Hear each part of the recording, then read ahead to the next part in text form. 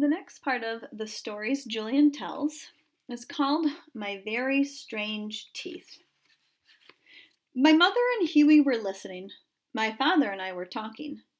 Well, my father said, if you wait long enough, it will fall out. He was talking about my tooth, my right bottom front tooth. How long do I have to wait? I asked, because I had two right bottom front teeth, one firm little new one pushing in, and one wiggly old one. I can't say, my father said. Maybe a month, maybe 2 months, maybe less. I don't want to wait, I said. I want one tooth there, and I don't want to wait 2 months. All right, said my father. I'll take care of it. He jumped out of his chair and ran out the door to the garage. He was back in a minute, carrying something. A pair of pliers.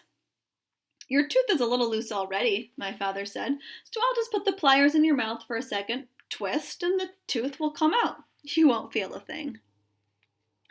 I won't feel a thing. I looked at the pliers, huge black-handled pliers with a long, pointed tip. I thought I would feel a thing. I thought it would hurt.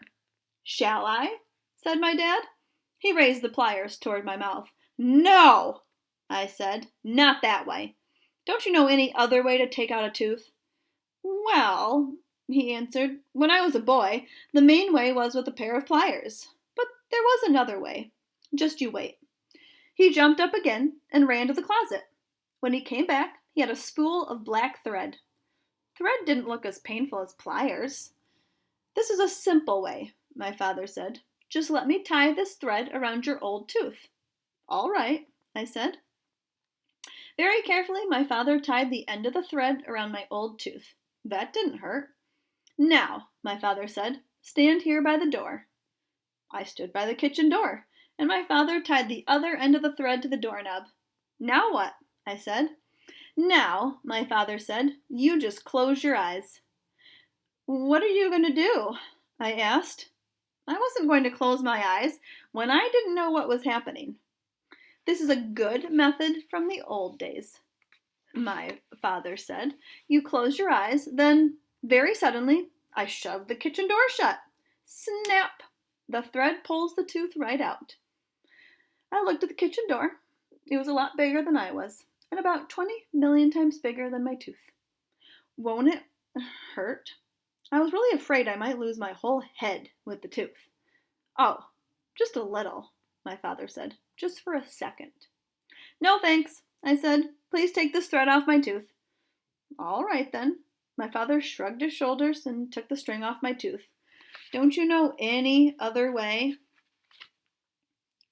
Little illustration there.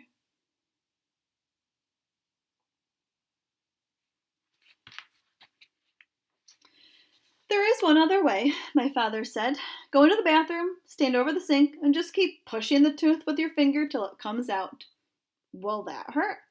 You can stop pushing when it hurts, my father said. Of course it takes longer. I would be very glad to do it with either the pliers or the doorknob. No thanks, I said. I started pushing on my tooth with my finger. Why can't I push it out here? I asked. Why do I have to do it over the sink? When you get the tooth out, my father said, it'll bleed. That's why you take the tooth out over the sink, so you have cold water to rinse your mouth and stop the bleeding.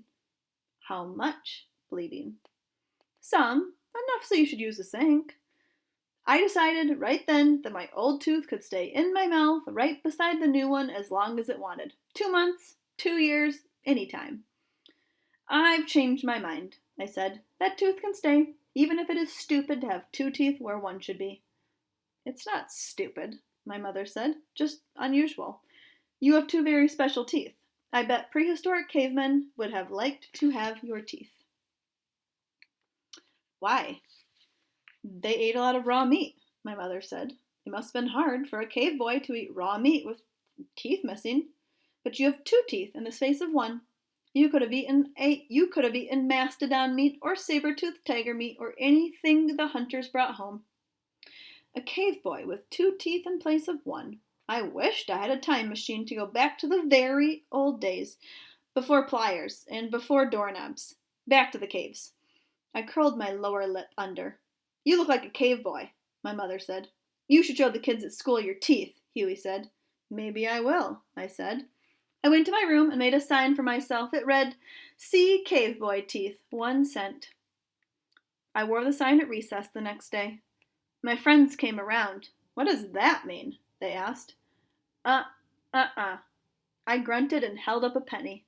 I couldn't explain. If I talked, they'd see my teeth for free.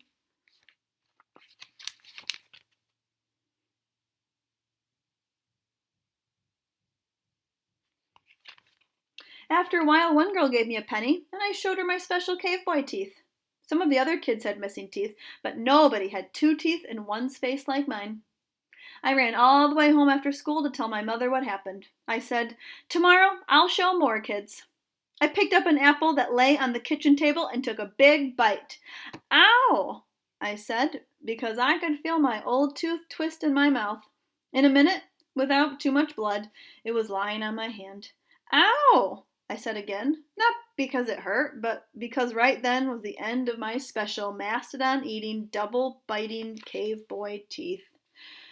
And that was My Very Strange Teeth from the stories Julian tells. The next part that we will read will be called Gloria, Who Might Be My Best Friend.